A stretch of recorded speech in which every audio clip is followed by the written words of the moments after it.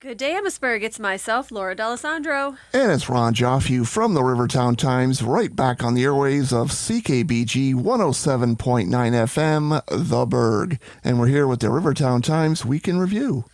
It's warming up. Slightly. You know, it's only -6 today instead of minus double digits, and the kids are finally back to school. At least, the high school kids. Exam break is over, snow days have ceased, and everybody seems to be back doing what they're doing. So we're heading in the right direction.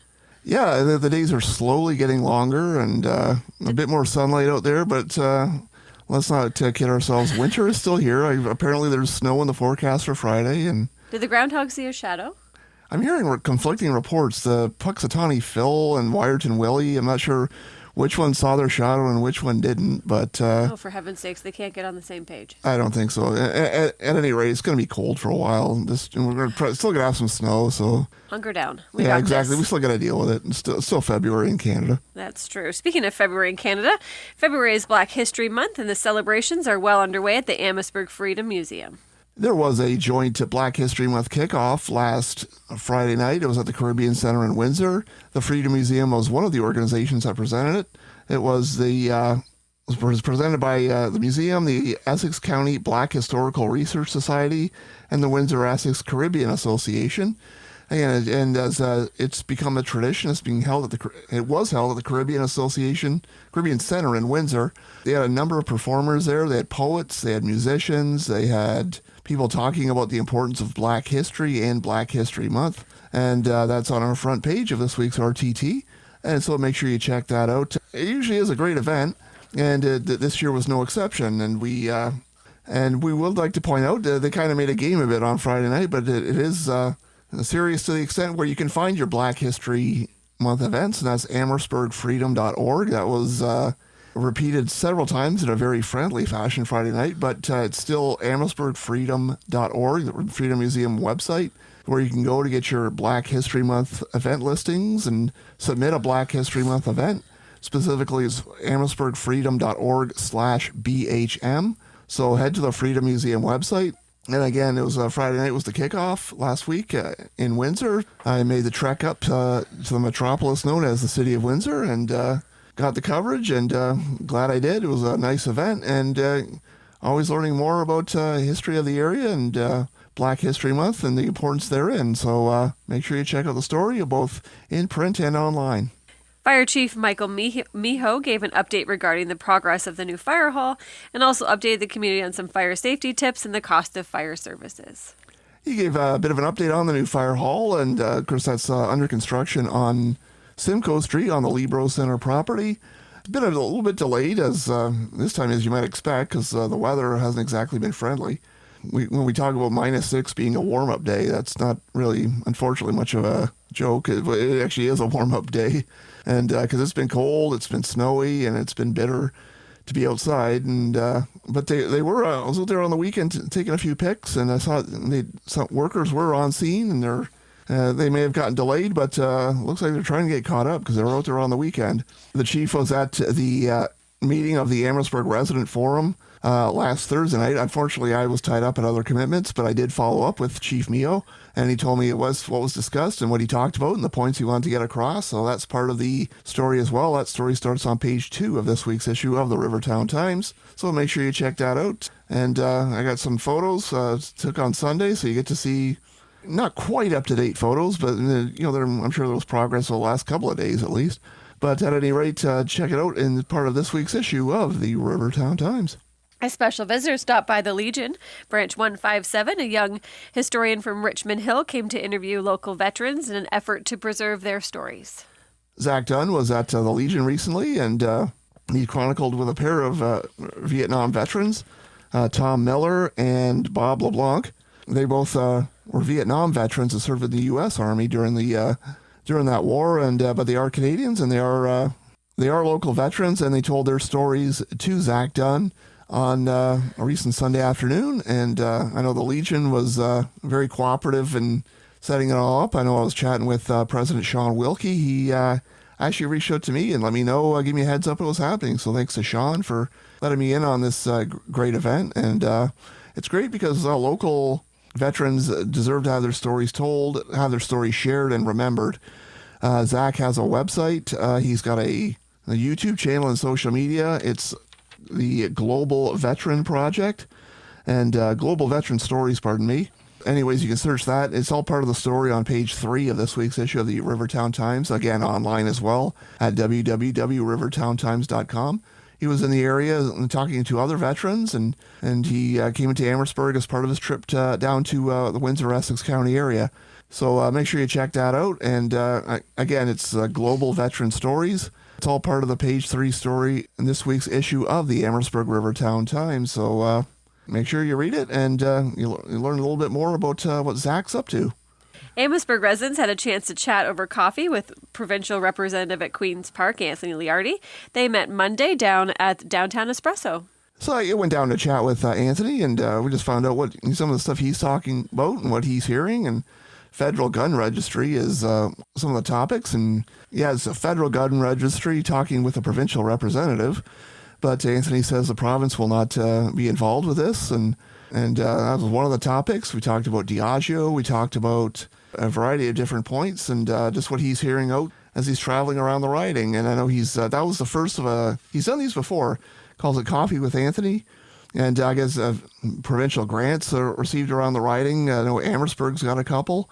And I know LaSalle has gotten big bucks, the same as Lakeshore, other municipalities as well. And that's all part of the page 4 story in this week's issue of the Rivertown Times.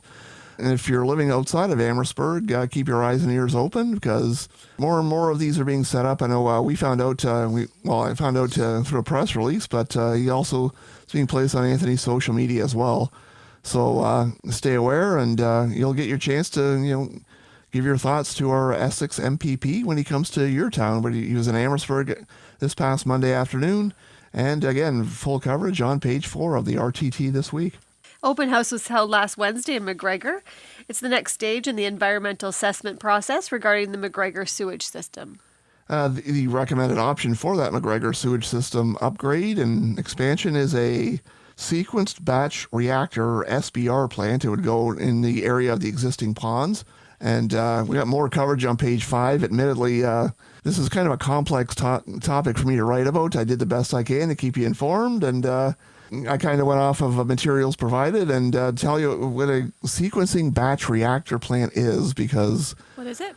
You have to read the story on page 5 of this week's RTT or online at rivertowntimes.com, because I'm learning just as everyone else is, and I'm trying to keep everyone kind of informed of what's happening, and so that story is on page 5 of the RTT and on the web, and it's another stage in the process. It's going to be a little while, as I understand it, before it actually comes under construction. They don't have a cost yet. I mean, they have rough ideas of what these things cost, but there's still a little ways to go in the process.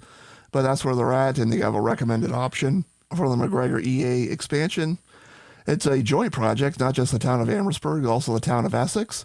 I know Stantec Consulting is the municipalities are working with them as well. So full coverage in this week's RTT. So make sure you check it out. Annual Volunteer Appreciation Dinner was served last Thursday night at the Amherstburg Food and Fellowship Mission. That was nice to be out there and got some coverage. I saw one of our former co-op students, Evan E.J. Brockett, was there. He's living in the Toronto area, I believe now, but he's back down. I know his mom, Zaina, is the vice president at the mission, and she was one of the many volunteers who does quite a lot there. And I know I saw her working in the kitchen on last Thursday night, and volunteer appreciation dinner, and she's still volunteering. I know mission president Tim McAllister and his wife Violet were honored, and as they should be. They put in a ton of work, as do all the volunteers at the mission. That was last Thursday, January 29th. So make sure you read that story. I believe it's on page 10 of this week's RTT, and we got it online as well. And just a personal thank you to those volunteers and all volunteers.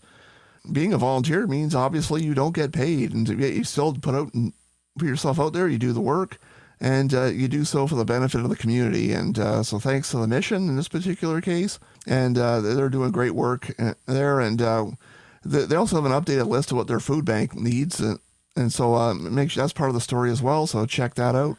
Like I was saying, I believe a week or two ago, local food banks and local organizations, they still need help. The Christmas season's in the rearview mirror, but make sure you check out these organizations and see what they need, and there's always a need in the community. So great job by the volunteers who help fill it. We go there on Thursdays to visit a friend of ours who goes there for lunch. And as much as it's a food issue too, that they provide meals and things like that, they provide a lot of fellowship. Walking into the mission and hearing the conversations, and great bonds are formed at the mission. So it's not just a place that serves food, but it also serves a lot of fellowship and community. So I can't say enough good things about the mission. Exactly, a lot of friendships are formed there. So for sure, it's great to see, and I'm sure we'll be out there tomorrow as well, visiting our friend. Also, speaking of food and fellowship, the Encounter Church, you covered that story. They had a meal also on Thursdays. Yeah, the community dinners are back in town, and now they're at Encounter Church. So every Thursday at 5 p.m., they're in partnership with Feeding Windsor Essex County. They get about 10 to 20 per week, and they're always willing to serve more. So again, that's 5 p.m. every Thursday at Encounter Church. Encounter's at 125 Alma Street. So dinner is free, and you just want a hot meal, and if you just want some fellowship and build some friendships and bonds, again, it's one of the places to be in town. So again, it's Thursday, 5 p.m. at Encounter Church, 125 Alma Street, and it's a weekly event. All right, turning our attention to sports. The Admirals had a busy week and were able to claim 3 points as they move up in the standings. Yeah, they were busy this past weekend. They dropped a 5-4 decision up in Blenheim on Sunday. The Blades came from behind and picked up the win, but because it was an overtime, the Admirals still get a point. So every point matters, especially at this juncture of the regular season. We're slowly coming to a close of the regular season. It's a 42-game season, and there's about, I want to say 4 games left. Oh, that's all. Off the top of my head. Wow. They have 2 home games this weekend. I guess you can technically call them both home games, but only one is at the Libro Center. The other game this past week, I should mention, was a 3-1 win over the Wheatley Sharks. That was at the Wheatley Center, 46 save performance by Bennett Horrocks. Hopefully I got his name right. Sorry, Bennett, if I messed it up. Again, they're back in action this weekend, Friday night. They do have a home game, but it is not at the Libro Center, and it was scheduled for January in Harrow. Weather conditions prevented it was the Blenheim Blades were supposed to come down, and they're coming down this Friday instead. But this Friday will be in Tecumseh Arena. So it'll come to Tecumseh on Friday night, 7:30. Admirals in a rematch with the Blades. And then they also play on Saturday night as well. Wheatley, if you didn't see the Sharks on this past Saturday, you'll get to see them again this Saturday. Again, that's once again 7:30 p.m. Friday in Tecumseh against Blenheim, and Saturday against Wheatley at the Libro Center in Amherstburg. Both games 7:30 p.m. The annual turkey shoot was held at the AMA. That was back in January. I know you got to go out. How did you do? Well, it's like a paper target with a turkey on it. Here comes the excuse. And they have a grid on it with different numbers in it. That's how they track the points. Somehow I hit the same little square 3 times. So you think, hey, I did pretty good. Of course, it's only for 1 point. Oh, I hit the 1 point square. So at the end of the day, I didn't do very well. But I tried it, and I'd be it was worried fun. if you did. Yeah. So air rifles every Wednesday night at the Sportsman's Club. Archery's on every Monday night. Is it all ages? It is, yeah. Well, they have I think they do the youth first and the adults after. Again, don't hold me to that. Obviously, double check with the Sportsman's Club. I wonder if it could be a team building exercise for us. I mean, it could be. But I have a bit of experience now, so maybe I have a leg up. So. Yeah, that's true. So we got those stories on page 11 of this week's RTT. So make sure you check it out. And I just want to point out high school sports back in action. They have they were off for exams this last couple of weeks. I was on volleyball last night. The junior girls volleyball team won in 3 straight sets over Assumption, and the same 2 schools met in senior girls action, and Assumption won 2-1. And so we have that. And getting back quickly on the subject of the AMA Sportsman, Wood Duck Box Building is this Sunday at 11 a.m., so I'm sure they'd welcome you out at that. So lots of stuff happening in the Burg.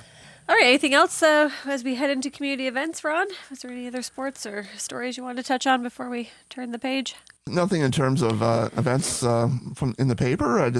Well, the indoor fundraiser. The indoor fundraiser at the Park House is coming up on... I'll be the first one in line. At the Park House on February 7th and 8th. Saturday morning. That's again, Park House is at 214 Dalhousie Street, 10 a.m. to 4 p.m. both days. So make sure you check that out. And I'm pretty excited. I can tell. I need more antiques like I need a hole in the head. Yeah, I guess you can be adding on to the house and Exactly. The office. building a huge shed in the backyard. That's right. I do want to highlight there is a big football game happening on Saturday. We can't exactly say what it is because it's copyrighted, or Sunday. Sunday, yeah. Generally, these games are on Sunday. You have to shut it. I'm sure you'll have a super time watching it. Yes, it's a super game. But there is a super ad promoting said game on Sunday from Sobeys. So be sure to check that out in the paper. Also, we're heading into Valentine's Day. That's going to be next Saturday. So our next issue on Wednesday of next week will be our Valentine's Day issue. So I'll be reaching out if you're looking to run a special for Valentine's Day. Please let me know. We're going to offer free color on all Valentine's Day ads. What else is going on this weekend? I know I'll be out at St. Andrew's Presbyterian on Sunday for yes. a lovely event, so I look forward to that. I know we'll have a ribbon cutting on Saturday, and so there's a few things that's starting to pick up again. And music off the back, not music off the back porch. No, it's Friday Night Live. Friday Night Live. It'll be a little chilly on the back porch. Yeah, Terrence will get cold. Me and Shirley get cold playing on the back porch but that's on February 13th. That's not this Friday, but next Friday. February 13th, they're Doc and the Rev are just one of the many performers at St. Andrew's Presbyterian. That's from 7 to 9. Again, that's February 13th, Friday Night Live at St. Andrew's Presbyterian Church. There is no admission charge. You're free to come in and just enjoy a night of music. They do accept donations, so if you do want to give back, that you're more than welcome to, and they'll have snacks and beverages and that sort of thing for sale for a modest cost. So it's always a good night out, and speaking of live music, I was at Musicland this past Saturday night for their open stage. So I'm on a bit of a roll covering some live music here in town. So we got a nice little music scene happening. So it was last Saturday, the monthly event at Musicland, and coming up on February 13th once again is Friday Night Live, St. Andrew's Presbyterian. So make sure you check it all out. All right, Amherstburg, that's everything for me. Have a great day. It's not everything for me, however. Somebody's not getting off the hook that easy. This Friday, February 6th, it's a certain special day for the Rivertown Times, especially for the lovely lady sitting next to me. Laura is celebrating her birthday. So please wish Laura a very happy birthday. 35. Yeah. Hard to believe, isn't it? As part of my gift to you, I'll let you believe that. Thanks. But seriously, though, we wish you a happy birthday. We thank you for everything you do around the office and for generally just who you are. And, thank you.